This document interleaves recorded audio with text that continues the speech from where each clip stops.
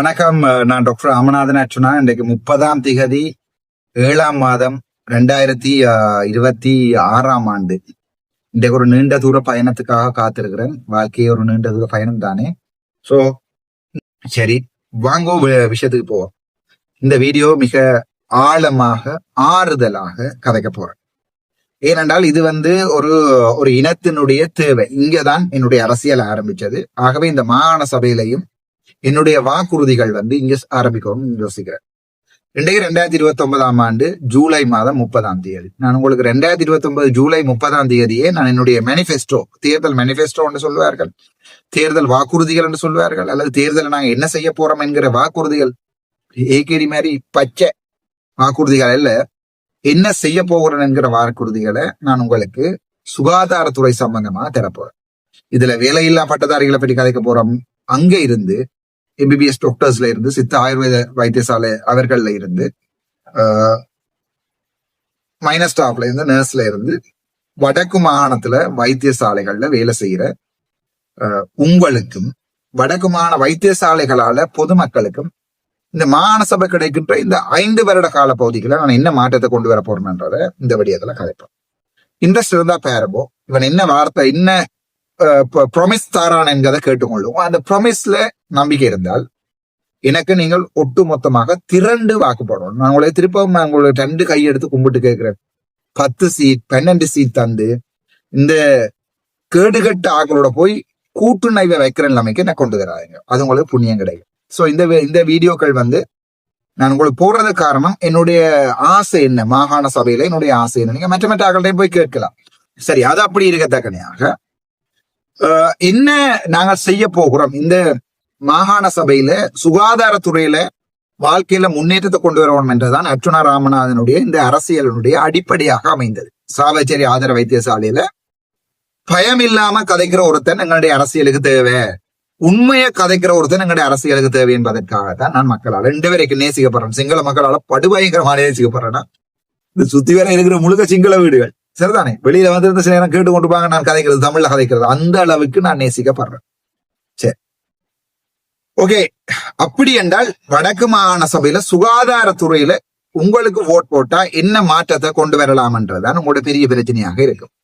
So நாங்கள் அதை வடிவ அவங்களுக்கு வழங்கப்படுத்துறேன். சுகாதாரத்துறையில என்னென்ன மாற்றங்களை கொண்டு வரலாம். முதலாவதா பாப்போம், இப்படி ஒரு ப்ராமிஸ் ஒன்றை கொடுக்கறதுக்கு முன்னம் சுகாதாரத்துறை எந்த ரேஞ்சில இருக்குன்னு பார்ப்போம். முதலாவது வடக்கு மாகாணத்துல சுகாதாரத்துறை எந்த ரேஞ்சில இருக்குன்னு நாங்க பார்க்கணுமா இல்லையா? களுத்துறை வைத்தியசாலையில டைப் பி பேஸ் ஹாஸ்பிட்டலுக்கு கட் லேப் இருக்குது. கட் லேப் என்ன தெரியுமா உங்களுக்கு? இந்த காலுக்கிளாலி எல்லாம் ஓட்டையெல்லாம் போட்டு இந்த காட்டுல ஆபரேஷன் செய்வாங்க, அது களுத்துறை வைத்தியசாலையில இருக்கிறது.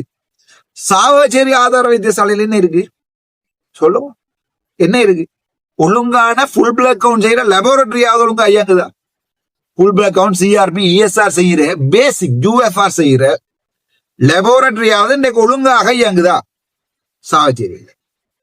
ஆனா இங்க கட் லேப் இருக்கு. அது எப்படி என்றால் 5 லட்சம் ரூபாய் உபகரணம் கூட சாவச்சேரியில இல்ல, 50 கோடி உபகரணம் இங்க களுத்துறையில இருக்கிற அமைச்சருடைய வீட்டுல இருக்கிற களுத்துறை ஏரியாவில் இருக்கிற வைத்தியசாலையில். அது ஒரு base hospital, Kalutara base hospital. Kalutara district general hospital இல்ல, களுத்துறை பேஸ் ஹாஸ்பிட்டல். ஆனால் போய் பாத்தீங்கன்னா தெரியும், பில்டிங் எல்லாம் மாட மாளிகை, கோபுரங்கள், எல்லாத்துக்குமே லிப்ட் இருக்கு. சாவச்சேரியில ஒன்றே ஒரு பில்டிங்ல மட்டும்தான் லிப்ட் இருக்கு. அந்த லிப்டையும் 2006 ஜூன் மாதம் 13 நான் பாரமடிக்க லிப்டையும் பூட்டையில. அதுக்கு இல்ல பிரெக்னன்ட் மதர் போனாலும் அந்த கதவை அப்படியே அமர்த்தி புளிஞ்சுதான் எடுக்கும். வந்த உடனே முதலாவதா அடித்தது கடிதம் அந்த லிப்ட் கம்பெனிக்கு, தம்பி லிப்ட கொண்டு ஒழுங்கா சென்சரை போட்டு, இல்லையென்ற நான் உனக்கு வளைவு போடுவேன். இந்த கடிதம் இப்போ அங்க ஃபைல்களுக்குள்ள இருக்கும். சரிதானே?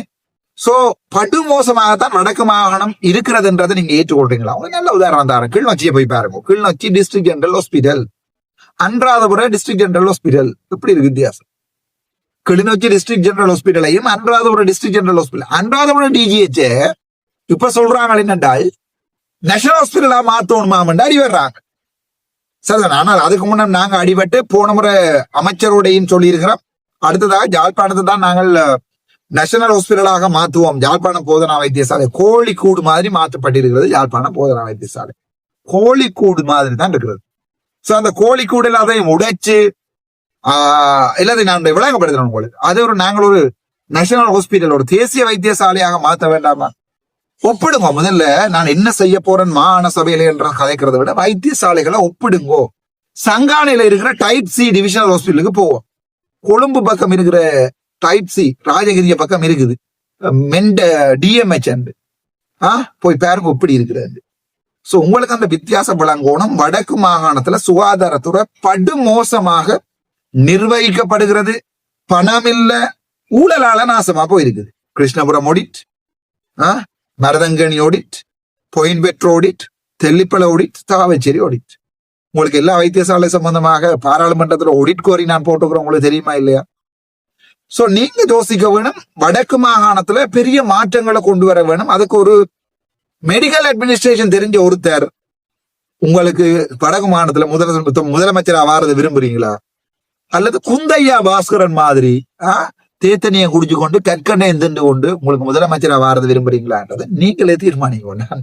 நான் தீர்மானிக்கிறாதே, உங்களுடைய ஓட் தான் தீர்மானிக்கும். நான் யாரையுமே அவமானப்படுத்துறதுக்கு விரும்பல. ஆனால் பாராளுமன்றத்துல நான் இருக்கிற நாட்கள்ல பயங்கரமாக கவலைப்பட்டிருக்கிறேன். ஆங்கிலம் தெரியாது, சிங்களம் தெரியாது, தமிழும் ஒழுங்காக கதைக்க தெரியாம எழுதி வாசிக்கிற பாராளுமன்ற உறுப்பினர்களை கை நாட்டுகளை தான் நீங்க அனுப்புறீங்க வடக்கு மாகாணத்துல இருந்து. எத்தனை உதாரணம் இருக்கு உங்களுக்கு சொல்ல வேணும். உதாரணம் இளங்குமரன்ல இருந்து சொல்லவா வேணும் உங்களுக்கு உதாரணம். ஸ்ரீதரன்ல இருந்து சொல்லவா வேணும் உங்களுக்கு. ஆகவே உங்களுடைய தெரிவு. நீங்க நினைக்கிறது அரசியல்னா சும்மா அங்கால சும்மா ஒரு எம்பி தானே அவர்கிட்ட இல்லடா. உங்களுக்கு எல்லாத்தையுமே உங்களுக்கு டிசிசி மீட்டிங் என்ற ஒன்றை நடத்தி காட்டினவன், நடக்கிறது என்று காட்டினவன் யார் என்ற உங்களுக்கு தெரியும். நான் கவலைப்படுறேன். என்ற இனத்துக்கு பாராளுமன்ற ரீப்ரசன்டேஷன் பயங்கர மோசமாக இருக்கிறது என்பதையும், நானும் போனா யாழ்ப்பாணம் கடும் பம்பலா இருக்கும் என்பதையும் உங்களுக்கு நான் சொல்ல தேவை. சோ ஒப்பிட்டு பார்த்துட்டோம். ரெண்டு இடமும் எவ்வளவு கேவலமாக இருக்கிறது. வடக்கும் தெற்கும் எப்படி இருக்கிறது. தெற்குல இந்த நான் இருக்கிற வீட்டு வாசல் வரைக்கும், இந்த வாசல் வரைக்கும் காப்பேன். சரிதான், இது ஒரு குச்சொழுங்க மாதிரி வாசல் வரைக்கும் காப்பேன்.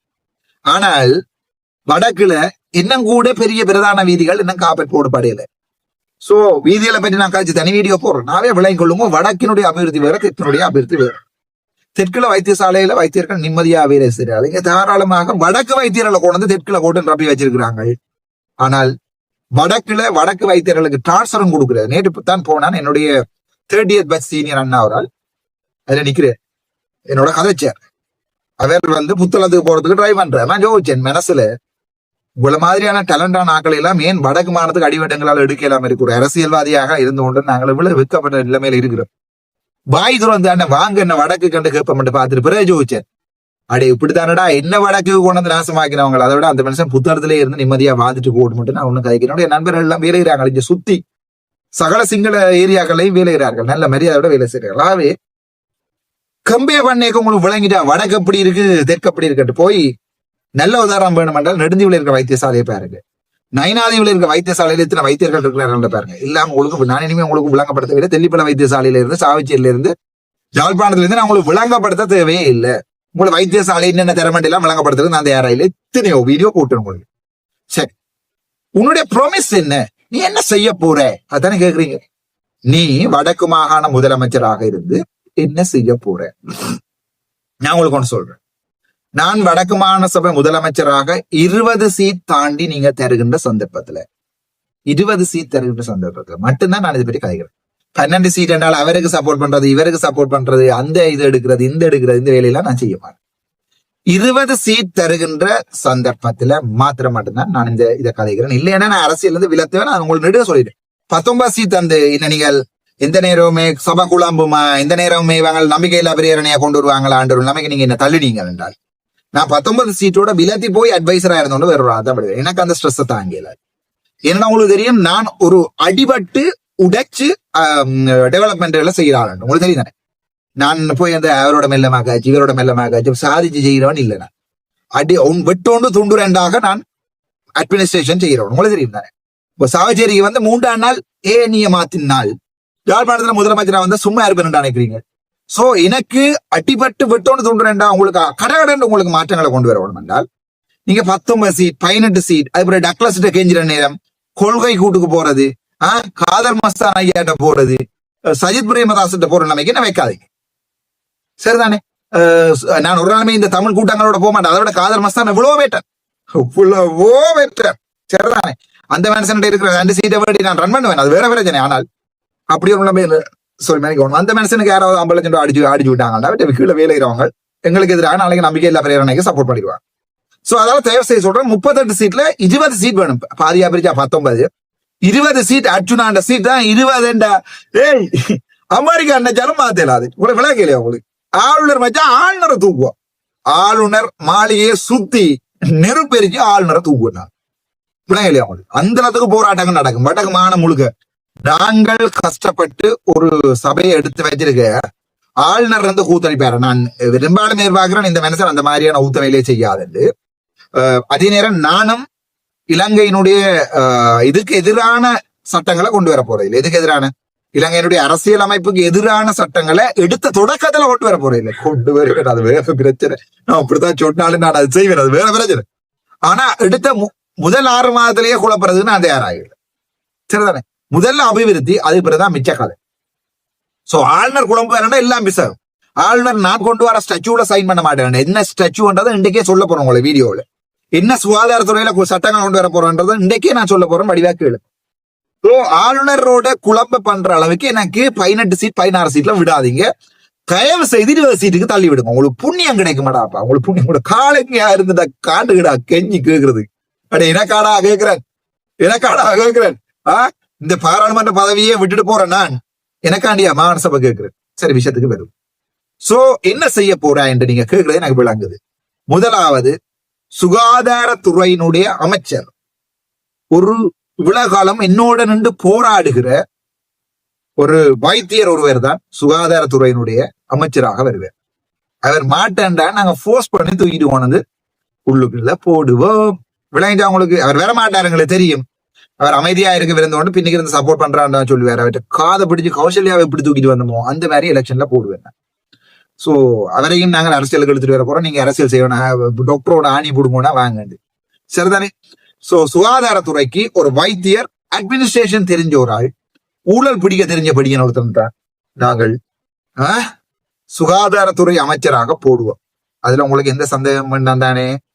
சந்தோஷமா இருக்கா உங்களுக்கு? அதுல எந்த சந்தேகமும் வேண்டாம். அதுல எந்த மாற்றங்களும் வராது. சரிதானே? ஒன்று உங்களுக்கு முதலாவது ப்ராமிஸ்.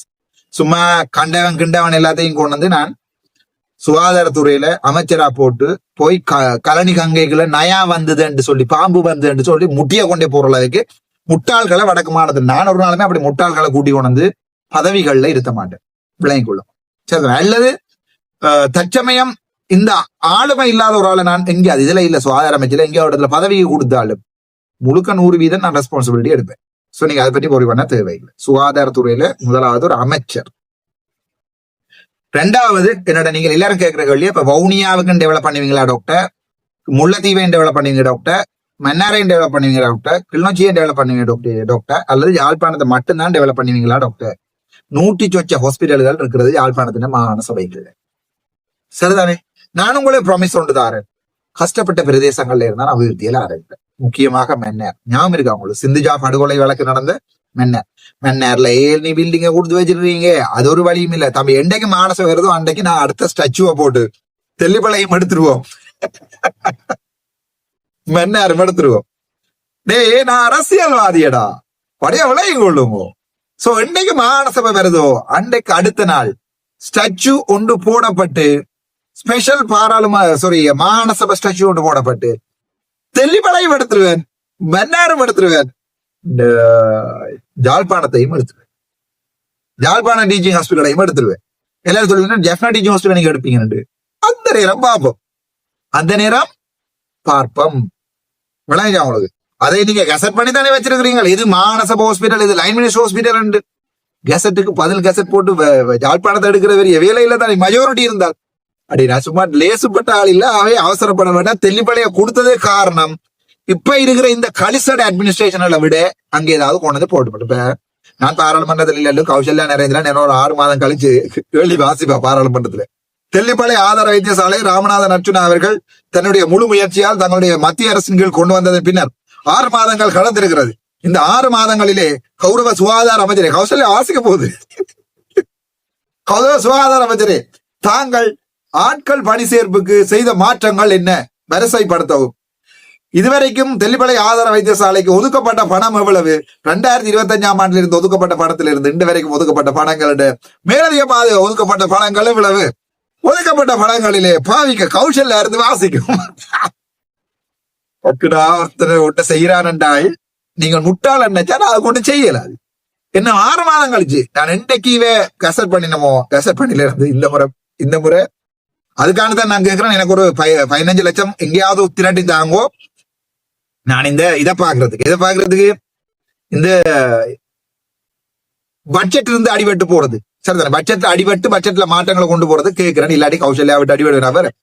அடுத்தது தெல்லிப்பளை ஆதார வைத்தியசாலையிலேயே ஊழல்கள் கண்டுபிடிக்கப்பட்டதா? இங்க கௌசல்யா கேட்கும். என்பிட்ட பதில் இருக்காது. என்பிபி இருக்குமா? என்பிபிட்ட பதில் இருக்குமான்ற எனக்கு தெரியாது. ஆனா என்பிபிட்ட பதில் இருக்காது. இப்போ உங்களுக்கு விளங்கும். ஆகவே சகல வைத்தியசாலைகளையும் எடுப்பேன் நான் முதலாவது. சரிதானே. மாகாண சபைகளை தான் சகல முதலாவது ப்ராமிஸ் உங்களுக்கு சொல்லிட்டேன். டாக்டரால தான் நான் அமைச்சரா போடுவேன். 2வது அவனுக்கு இல்லாத சகல வைத்தியசாலையை ஸ்டாச்சு போட்டு எடுப்பேன். 2வது. 3வது இவ்வளவு வைத்தியர்களுக்கு எதிராக போராடினு தானே நீங்க நினைச்சு கொண்டிருக்கிறீர்கள். என்னுடைய ப்ராமிஸ் இது.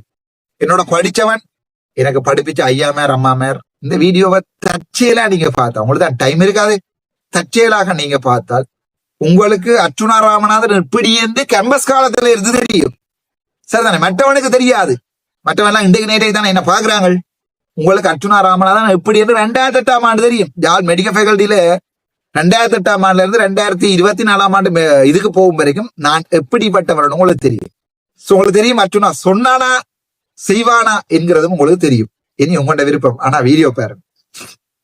இவ்வளவு காலமும் வைத்தியர்களுக்கு எதிராக, வைத்தியர்களுடைய அபிவிருத்தி தொடர்பாக, வைத்தியர்களுடைய நடவடிக்கை தொடர்பாக, ஊழல்கள் தொடர்பாக நான் கன விஷயங்கள்ல கதைச்சிருக்கிறேன். வைத்தியர்கள் நீங்க நினைக்க கூடாது எல்லா வைத்தியர்களுடையும் நான் சண்டே என்ன கட்டிப்பிடிக்கிறவன் இருக்கிறான், என்ன கொஞ்சிறவனும் இருக்கிறான், மச்சான் நீ தாண்டா எங்களுக்கு வேணுமென்று கேட்கிறவங்களும் எனக்கு கிளவே இருக்கிறாங்க. சோ இந்த வைத்தியர்கள் சம்பந்தமாக ஒரு விஷயத்த சொல்றேன். அது ஸ்டாச்சு, அது மாகாண சபை ஸ்டாச்சு, மாகாண சபை சட்டம் ராசா ஆணிய விடுங்கலாது. நான் அதை கொண்டு வருவேன். வைத்தியர்கள் நிம்மதியாக வேலை செய்யக்கூடிய ஒரு நடைமுறை. சரிதானே. இதுவரைக்குமே வைத்தியர்கள் எழுதப்படாத சட்டமாக 6 hours வேலை இது போட்டு வெளியால போறது, மத்தியானம் 12 பிபியில போய் நிக்கிறது, சாப்பிட வெளியால போறது, வைத்தியர்களுக்கு அவுட் புக் இல்ல, இதெல்லாம் எழுதப்படாத சட்டங்கள்.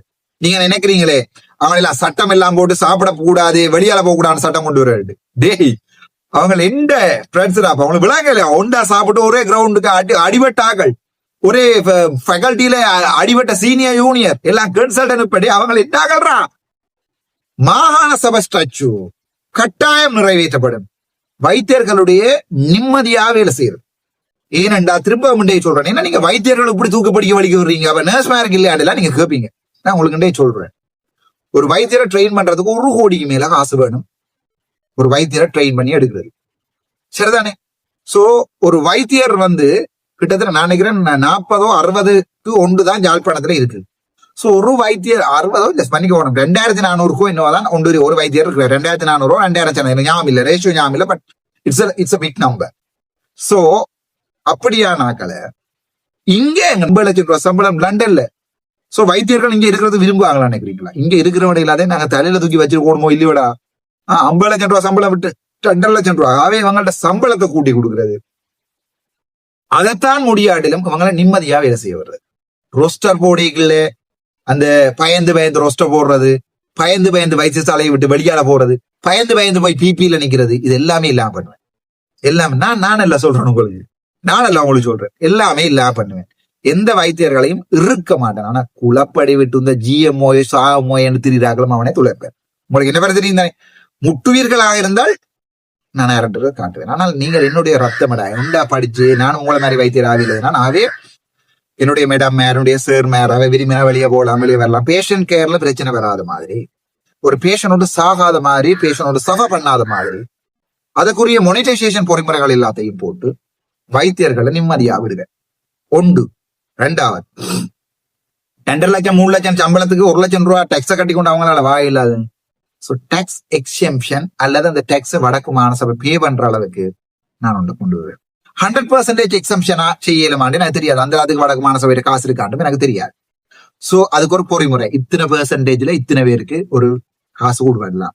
அடுத்தது உங்களை நிம்மதியா உழைக்க விட வேண்டாமா பிரைவேட்ல. நீங்க தாராளமா டியூட்டி அவர்ஸ் தவிர்ந்து மற்ற நேரங்கள்ல இவன் இன்றைக்கு நைட் டியூட்டி செய்தா உங்களுக்கு தெரியும், நாளை விட 8 மணிக்கு டியூட்டிக்கு நின்றுதான் ஆகணும். நீங்க ஒன்னும் சொல்லலாது நைட் டியூட்டி அதேதான் உங்களுக்கு தெரியும் தானே, சட்டம் தெரியுமோ இல்லையோ உங்களுக்கு தெரியாது, ஆனா என்ன தெரியும், நான் ஒரு மெடிக்கல் அட்மின் தானே.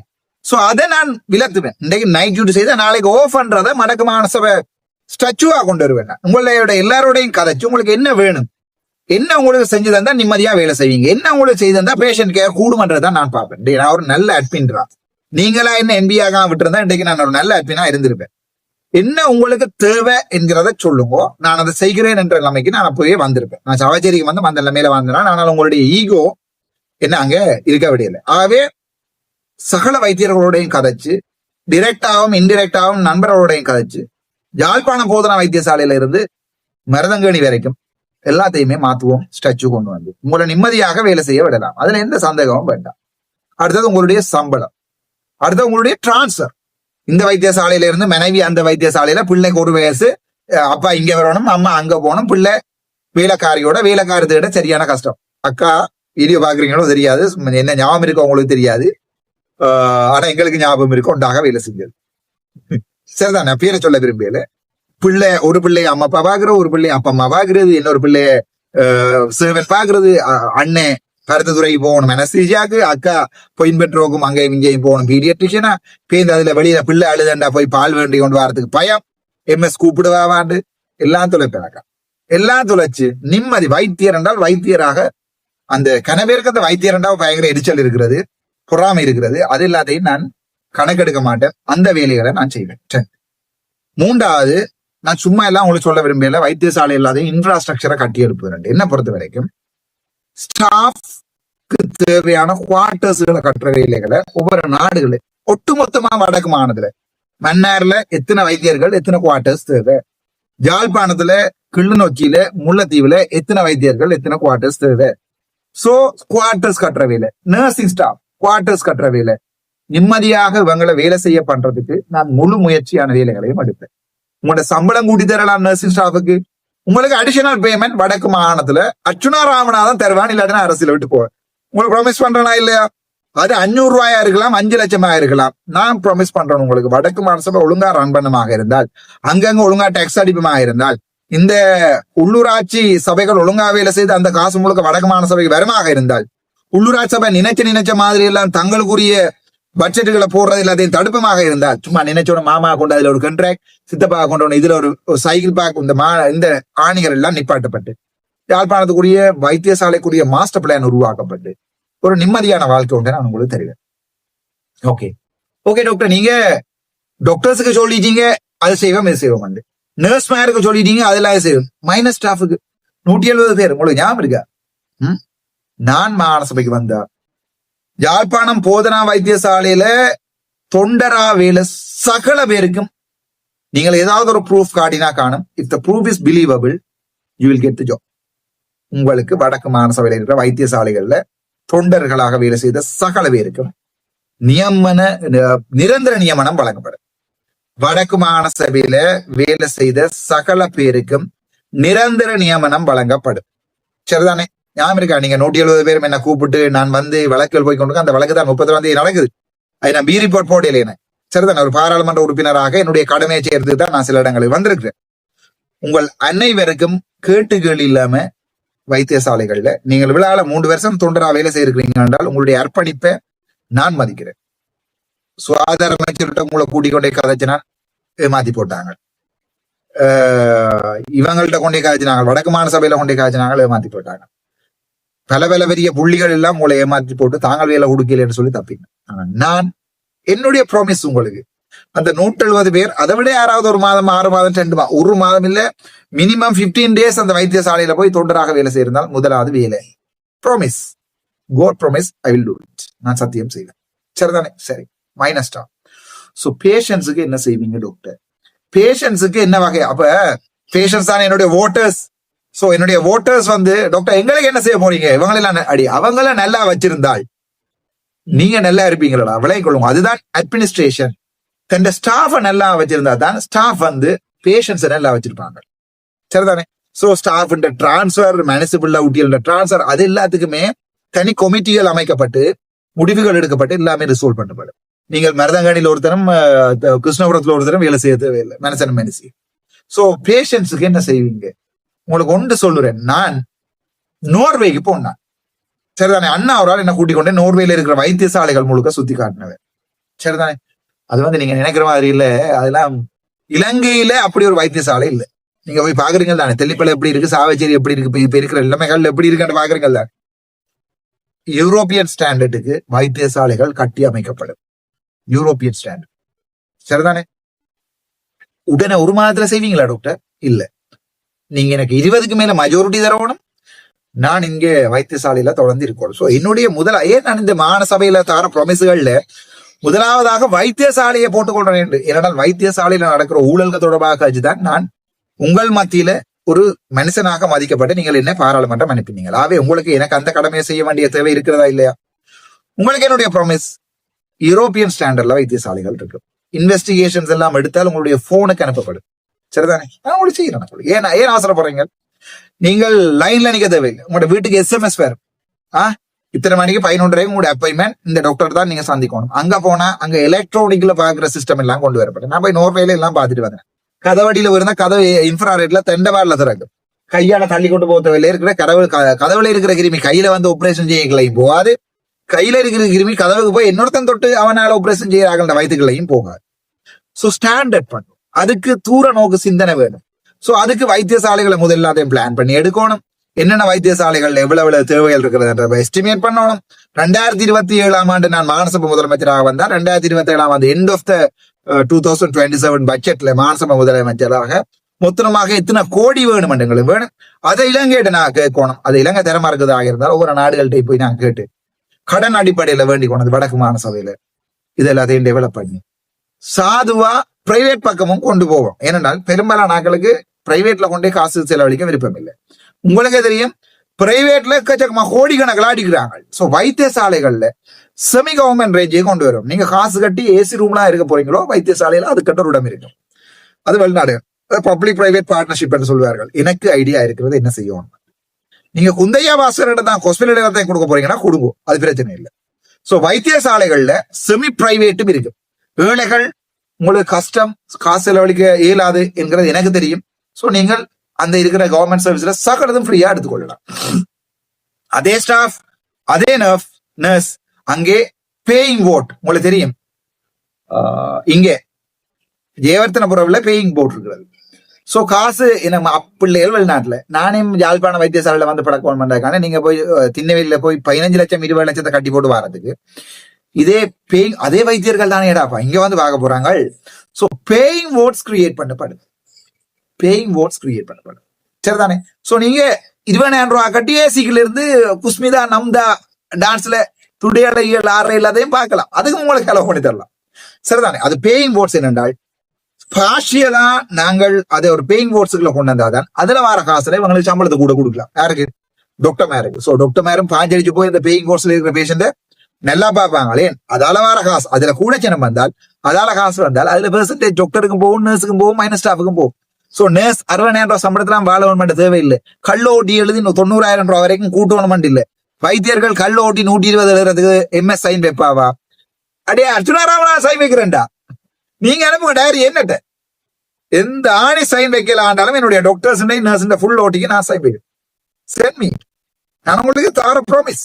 அர்ஜுனா ராமநாதன் உங்களுக்கு ஃபுல் ஓட்டிக்கு சைன் பண்றேன். எனக்கு ஒன்று தேவை, சனம் வைத்தியசாலையை பற்றி கம்ப்ளைண்ட் பண்ணக்கூடாது. நீங்க முழு மனசோட வேலை செஞ்சுட்டுடாப்பா. நிம்மதியா காசையும் எடுத்துட்டு போங்கோ, நிம்மதியா வாழுங்கோ, வீடுகளை கட்டுங்கோ, கார்களை சிரமம் சந்தோஷப்பட்டு சிரமம். ஓகே, நல்ல வைத்தியசாலை நல்லா இருக்கிறது. போனா வைத்தியர் இல்லைன்னா அங்கே முடக்கில் இருக்கிற கடையில பேஷண்ட் பார்த்து கொண்டு இருக்கிறார். அந்த நிலைமை வாழ்க்கையில வர்றதுக்கு நான் விட மாட்டேன். இது என்னுடைய ப்ராமிஸ்.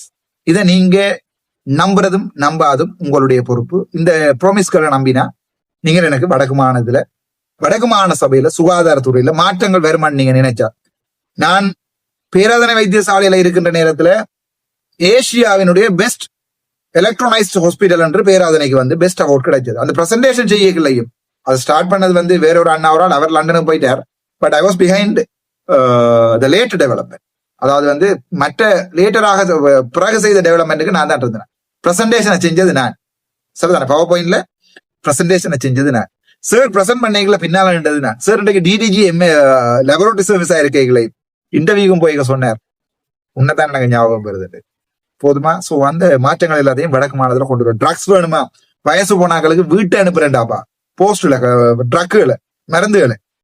உங்களுக்கு வடக்கு மாநசபை கண்டு வேறொரு, நான் இதுல போலீஸுக்கு எல்லாம் வேற வேற கனவுகளோட இருக்கிறேன். வேற ஒரு சரி, எனக்கு உண்மையாகவே உங்களால் இயலாது, காசும் கஷ்டம், ஆனால் வைத்தியசாலைக்கு நீங்க வரணும். வீட்டை வந்து ஹாஸ்பிட்டல்ல உங்களை ஏத்திட்டு போகும். அந்த சிஸ்டம் கொண்டு வருவேன் நான். இப்ப எல்லாம் போன் இல்லாட்ட கையிலையும் வந்துட்டு தானே. So it is simple. வீட்டை வந்து உங்களுக்கு ஆம்புலன்ஸ் உங்களை ஏத்தி கொண்டு போய் ஹாஸ்பிட்டல்ல விட்டுட்டு கொண்டே வீட்டை அதுக்கெல்லாம் கொஞ்சம் கஷ்டம். காசுக்கு அங்க போவேன் நீங்க கேட்கற, சும்மா இவர் அடிச்சு விடுறாருன்னு கேட்கற.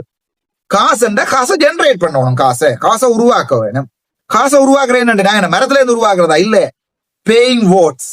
ஓகே, மாகாண அர்ச்சுனாவினுடைய பேர்ல பிரைவேட் வைத்தியசாலைகளை கட்டி வெளிநாட்டுல இருக்கிறார்களை இன்வெஸ்ட் பண்ண சொல்லும்.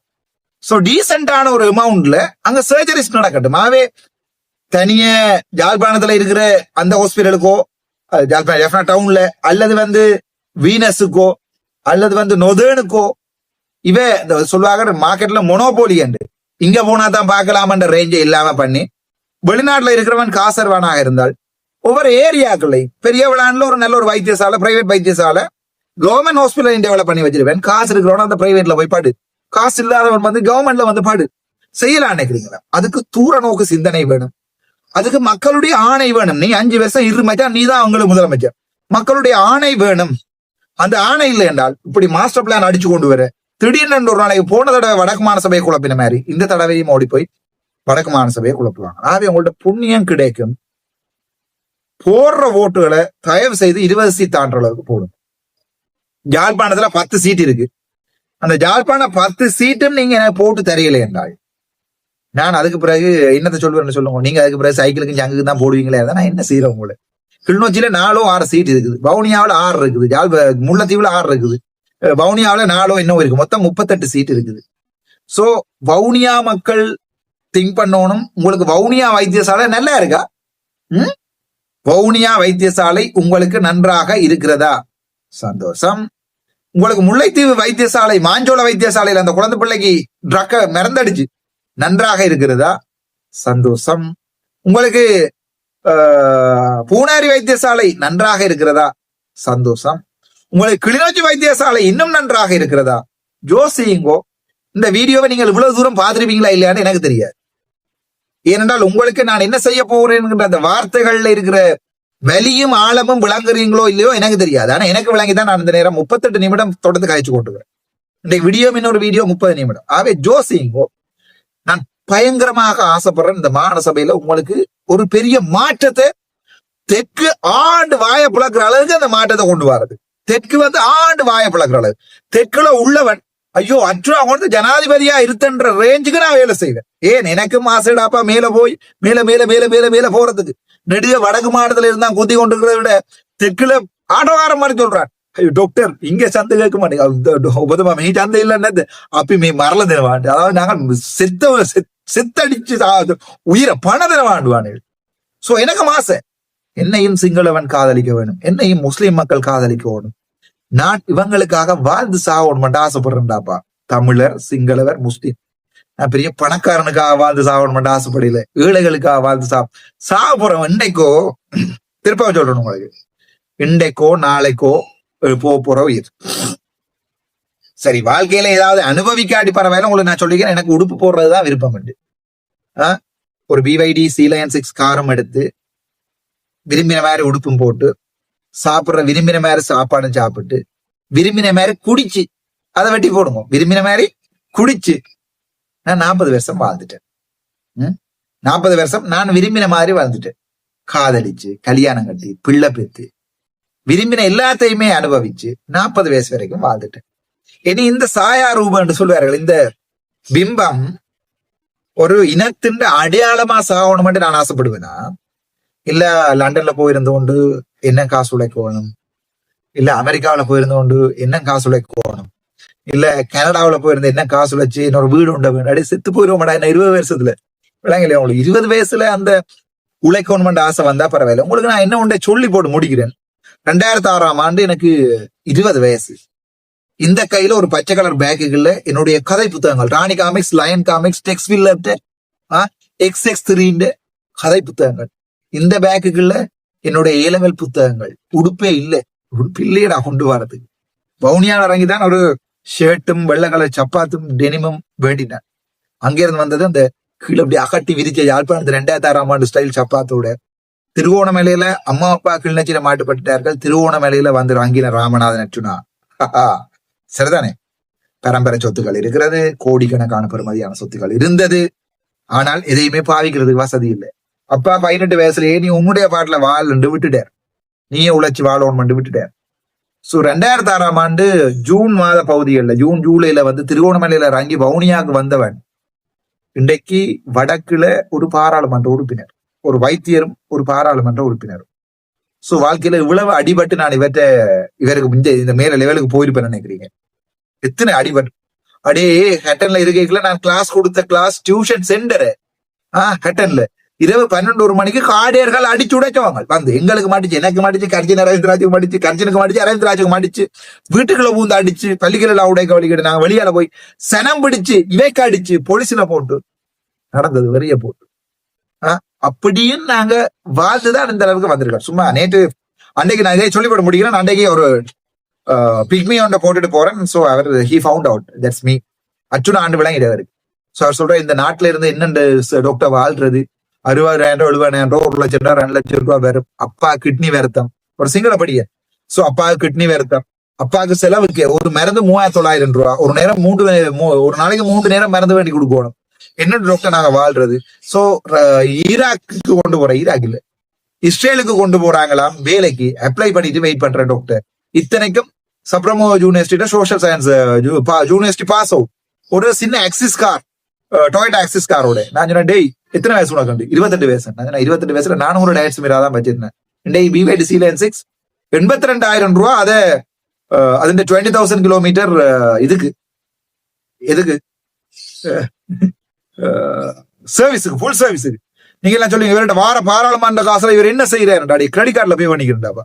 காசு இல்லாதால கிரெடிட் கார்டுல பே பண்ணி இருக்கு. கிரெடிட் கார்டுல ஒரு கிரெடிட் கார்டு செலான் பேங்க் நிரம்பிட்டு மற்ற கிரெடிட் கார்டுல 70,000 ரூபாய் 60,000 ரூபாய் தான் இருக்குது. எனக்கு மண்டைக்கு அண்ணா கேட்ட இல்ல, காசை கொஞ்சம் சேர்த்து வச்சிடல. எதுக்கு சேர்த்து வைக்கும்? அண்ணன் அடைய காசு வேண்டா போறதுதான் ஆக்கள் இருக்கேடா, நான் இதுக்கு சேர்த்து வைக்கணும். நான் அவன்கிட்ட கேட்ட கேள்வி என்னண்டா, தம்பி இதே 2006ஆம் ஆண்டு என்னுடைய 20 வயசுல ஒரு அனாதையாகி அப்பா கிள்ளொச்சியில இருக்கதாங்க. 2008 அப்பா செத்துறாரோ கடத்திட்டாங்க. அம்மா பாவம், அந்த மனசு ஒரு வேலையும் செய்யல, ஹவுஸ் ஒய்ஃபா இருந்தது. அண்ணன் மேல கல்யாணம் கட்டி தங்கண்ட பாட்டு இருக்கிறானா இல்லையா என்கிற, இருந்தால் தலைவர் இல்லையாட்டு இறைவன் என்ற ரேஞ்சில அவங்க இருந்தவங்க. மூத்தண்ணா போய் கேட்டா ஒரு 500 ரூபா தருவான். 2வது அண்ணா பிரான்ஸுக்கு போயிட்டான், அவனுக்கு தரக்கூடிய நிலைமையில அந்த நேரங்கள் ஒன்றுமே இருக்கிறில்ல. 3வது அண்ணா இருந்தாலும் தரமாட்டான். 4வது அண்ணாவிட்ட கேட்கறதே பெரிய பிரச்சனை. இருக்கிறானா இல்லையான்னு தெரியாம இருந்து படிப்பிச்சு கேட்டன்ல 1.5 லட்சம் ரூபாய்க்கு மேல உழைச்சு பல்சர் 200 பைக் எடுத்து 2008ஆம் ஆண்டு மெடிசின்ல போய் வாங்கினான். 2015ஆம் ஆண்டு பாஸ் அவுட் பண்ணி டயட்ஸ் மிராவில தொடங்கி வெசல்ல தொடங்கி இப்ப BYDல வந்து MPல வந்து நிக்கிறேன். விளங்கல வாழத்தான் போறேன். நீ முடிவெடுத்தால் எந்த கொம்பனாலையும் தடுக்கல, எந்த கொம்பன் வந்து தடுக்கல. நீ வாழத்தான் போறேன், நீ வாழத்தான் முடிவெடுக்க போறாய். நீ எடுக்கிற முடிவுதான் ராசா உண்ட வாழ்க்கைய தீர்மானி. நீ வாழத்தான் போறாய், நீ முடிவெடுக்கிறாயண்டா அன்றைக்கு நீ வாழ தொடங்கிட்டான்னு அர்த்தம்டா. அது பிறகு இந்த கொம்பனால ஆணியம் புடுங்கலாடா. இன்றைக்கு சொல்றேன் உங்களுக்கு, எந்த ஆணியம் புடுங்கலாடா உங்களை. நீ வாழத்தான் போறாய், உழைக்கத்தான் போற, படிக்கத்தான் போற. நான் மெடிசன் படிக்கத்தான் போறேன், டாக்டரா போறேன். நீ முடிவெடுத்தால் தேர்ட் சைட்ல கூட நீ போய் ஃபாரின்ல போய் முடிச்சுட்டு வரலாம். அந்த ஓர்மம் என்ன 2005ஆம் ஆண்டு தெரிஞ்சவளுக்கு தெரியும். ஒரு டிஷர்ட்டும் ஒரு டவுசரும் தான் போறேன் நான் கிளாஸுக்கு. அப்ப லவ்வும் ஃபெயிலியர், ஒரு டிஷர்ட்டும் ஒரு ட்ரௌசரும் தான் நான் போறேன். உடுப்பு மாத்திரடா நான் எக்ஸாம் எடுக்கும் பிறகு விளையாட ஒரே உடுப்பை தோச்சு போடுறேன். உடுப்புல எனக்கு முக்கியம் இல்லை, என்னுடைய எண்ணம் முழுக்க புத்தகங்கள்ல இருந்தது. படிக்கோர் மட்டும் வெறும் இருந்தது. என்ன வரி நான் ஒரு டாக்டரா மாட்டேன்னு நினைச்சு கொண்டுதான் சில பேர் எங்களை விட்டுட்டு போனவன். டாக்டராவே 10A நினைச்சு கொண்டு வந்துச்சுனா, 9AB நினைச்சு கொண்டு வந்துச்சுனா. அது பிறகு வெளிநாட்டு ஆசைகள், கொழுப்புக்கு வர வேண்டிய ஆசைகள் எல்லாம் அதுக்கு வந்தது. ஸோ எங்களை காதல பிரேக் பண்ணிட்டு போச்சுடும். அண்டைய யோஜனா நான் எம்பிபிஎஸ் டாக்டர் ஆகி காட்டுறேன், நீ முடிஞ்ச எம்பிபிஎஸ் டாக்டர் கட்டுறியன்று. ஏன்னா நீ எம்பியை காட்டினா தான் எங்கேயாவது சரிதானே. சோ வாழத்தான் போராய் என்கிற நீ முடிவெடுப்பாயாக இருந்தால், நீதான் அந்த முடிவை எடுப்பையாக இருந்தால், வேறொருத்தர் முன்னே உந்துதல் இல்லாம நீ முடிவு எடுக்கிறாய் என்றால் நீ போராட தொடங்கிட்ட அர்த்தம்டா. விளையாஞ்சா உங்களுக்கு நான் டிசைட் பண்ணிட்டேன் இந்த வடக்கு மாகாண சபையில ஃபுல் டஃப் ஒன்று கொடுக்குறேன். அதுக்காக தான் இந்த இவ்வளவு நேரம் வீடியோ உங்களுக்கு. இதுக்கு ஃபுல் டஃப் ஒன்று கொடுக்கணும். எத்தனையோ பேர் என்ன கேட்டாங்க, வாங்க வெளிநாட்டு டாக்டர், வாங்க வெளிநாட்டுக்கு டாக்டர், வாங்க வந்து நானும் உங்களை மாதிரியான சாதாரண வாழ்க்கையில நான் செத்து போயிடுவேன். ஆனால் இந்த அர்ச்சுனா என்கிற பேர் அரசியல்ல படுமோசமாக ஒரு ஒரு ஒரு ஒரு ஃபெயிலியரான கதையா போயிடும்.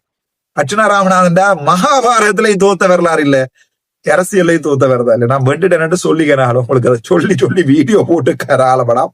பன்னாடைகளுக்கு சில இந்த குளறுகிட்ட பன்னாடைகளுக்கு மட்டும்தான், இந்த பலாபலம் வட்டி விற்கிறதுகளுக்கு, இந்த தமிழ் ஐடியாக்களுக்கு, இந்த கூத்தாடி வருது வாயில கூத்தாடி வெட்டைகளுக்கு சொல்றது அடி. நான் வாழ தொடங்கி கனாலும் செத்து போயிட்டான்ட்டு நினைச்சாங்க அண்ணாமேர். சில அண்ணாமேர் சொல்லி கொண்டானா அவங்க தம்பியே இல்லடா பாட்டு அவன் செய்யற குளப்படி. சில அண்ணிமேர் சொல்லி கொண்டுச்சினா அவங்க எல்லாம் எங்கட தம்பி இல்லைன்னு. தம்பி அவன் என்ற தம்பி என்று சொல்ல பண்ணிருக்கிற. சோ நீதான் தீர்மானிக்கணும் வாழ்க்கை, நீதான் தீர்மானிக்கணும் நீ எங்க போறன்றது.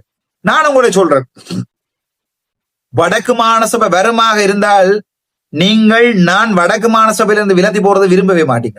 நான் உங்களுக்கு அடிச்சு ப்ராமிஸ் சொல்றேன். சுகாதாரத்துறை மட்டும் தான் இது வரைக்கும் வீடியோ போட்டிருக்கேன். உங்களுக்கு நான் மற்ற வீடியோக்கள்லாம் ஒவ்வொரு நாள் இரவு அப்லோட் பண்றேன். வடக்கு மாகாண சபை என்னட்ட நீங்க தெரிவிங்களாக இருந்தால் சாகும் வரைக்கும் அர்ச்சுனா முதலமைச்சராக இருக்கணும் என்ற முடிவுல இருந்து நீங்க ஒவ்வொருத்தனும் மாற மாட்டீங்க. நான் உங்களுக்கு ஷூரா ப்ராமிஸ் பண்ணி சொல்றேன். சுகாதாரத்துறைக்கே இவ்வளவு மாஸ்டர் பிளான் வச்சிருக்கிறான் என்றால் வைத்தியர்கள் எல்லாம் எங்களுடைய உறவுகள்.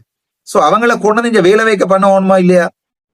காசு இருக்கிறவனை போய் உழைக்கவனை விட அடி உழைக்கிறது தானடா படிக்கிறது. சோ அவங்க எல்லாரையுமே சிதைச்சு அவங்க எல்லாம் வெளிநாட்டுக்கு அனுப்பி பிரெயின் போடுறாங்க இங்க இருந்து. அப்படியே ஜெர்மனியில போய் படிக்கிறதா ஒரு டாக்டரா வேலை செய்யறதாக இருந்தால் திரும்ப உங்களுக்கு சொல்றேன், ஒரு மாதத்துக்கு 3 கோடிக்கு மேல, ஒரு வருஷத்துக்கு 3 கோடிக்கு மேல வருமானம் பெறும். ஒரு வருஷத்துக்கு ஹஸ்பண்ட் வைஃப் 6 கோடியடா. அத்தனைக்கும் ஜெர்மனில இந்த எக்ஸாம் பாஸ் பண்ண தேவையில்லை, எந்த எக்ஸாம் பாஸ் பண்ண தேவையில்லை, மெடிக்கல் லைசன்சிங் எக்ஸாம் பாஸ் பண்ண தேவையில்லை. அவங்களோட லாங்குவேஜ் C1 லெவல்ல பாஸ் பண்ணினா கச்சா புச்சா சொன்னா சரியாடா போய் சேர்ந்துலாம் ஜெர்மன்ல வேலையிறதுக்கு. உங்களுக்கு விளையாலையா? அவங்களுக்கு போய் சேர்ந்துலாம் ஜெர்மன்ல வேலையிறதுக்கு ராசா. சோ வடிவா விளைய கொள்ளுங்க. அதை முட்டாள்தனமாக எல்லாத்தையுமே எதிர்த்து எல்லாத்தையும் குழப்பாம நான் அங்கேயே போய் ஜெர்மனில வாழ வேண்ட தேவையில்லை. எனக்கு வழக்குகள் இருக்குது, என்ன பிடிச்சி உள்ள போடத்தான் போறாங்க. நான் அப்படித்தான் பாராளுமன்ற தேர்தலில் நிக்காட்டிலும் நான் அரசியலை கட்டமைப்பேன். அர்ச்சுனா என்கின்ற விம்பத்துல இந்த அரசியல் ஓடும். இனி அரசியல் அதுல உங்களுக்கு நான் ப்ராமிஸ் பண்றேன். எல்லாரும் கேக்குறீங்க, சில பேர் அழுறீங்க கோல் பண்ணி, மச்சான் வா வேண்டாம் வா வா வா வா எனக்கு ஆசை போ, மனம் சொல்லுது போ போ போண்டு. இந்த இனம் சொல்லுது நீ போயிட்டா என் அப்பா இதுக்காண்டியா செத்துவர். என் மனம் நான் சாதாரண மனுஷன் தானடாவா.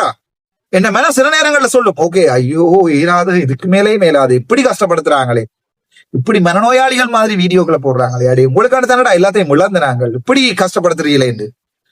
உன்னாக ஒருத்தனுக்காக இந்த பிறக்கிற ஏழை குழந்தைகளை நான் விட்டு போக நினைக்கிறியோ? அர்ச்சுனான்னு அம்மா அப்பா பேர் வச்சிருக்கிறாங்க.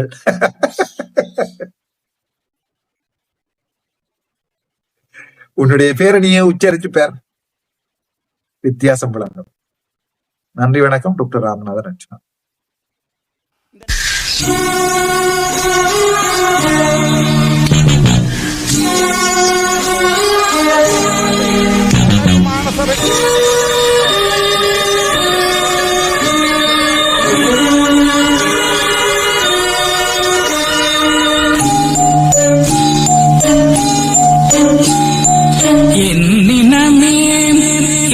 சனமே என்னை உனக்கு தெரிகிறதா, எனது குரல் புரிகிறதா, என்னினமே என் சனமே என்னை உனக்கு தெரிகிறதா, எனது குரல் புரிகிறதா, என்னினமே என் சனமே.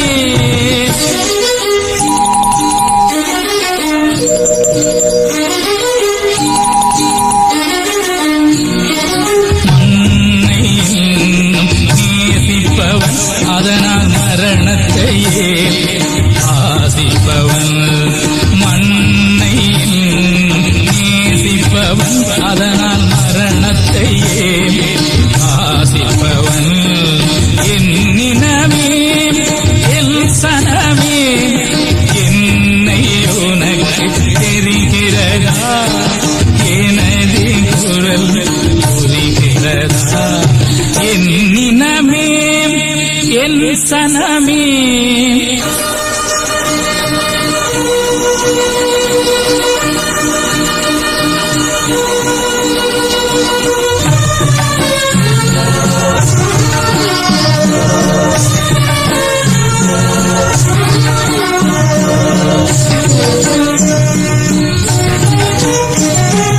அன்னை தந்தை எனக்கு முண்டு அன்பு செய்ய உறவும் என்னை நம்பி உயிர்கள் உண்டு ஏக்கம் நெஞ்சில் நிறைய மண்ணை நேசிப்பவன் அதற்காய் மரணத்தையே ஆசிப்பவன் என்னினமே சனமே என்னை உனக்கு தெரிகிறதா எனது குரல் புரிகிறதா என்னினமே எல் சனமே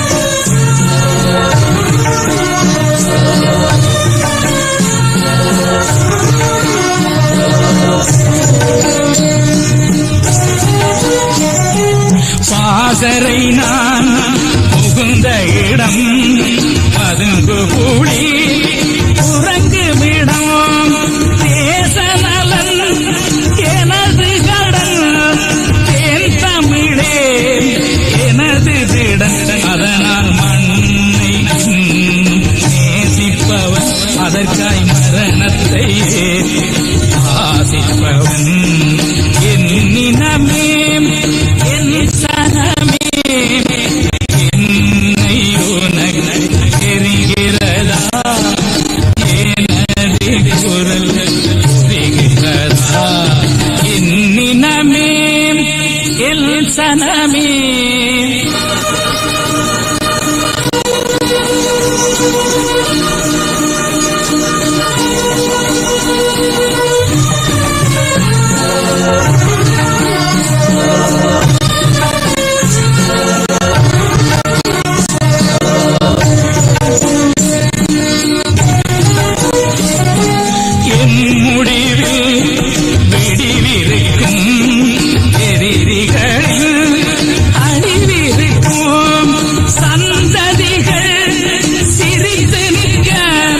சரித்திரத்தில் நிறைந்திருப்பேன் அதனால் மண்ணை இன்னும் நேசிப்பவன் அதற்காய்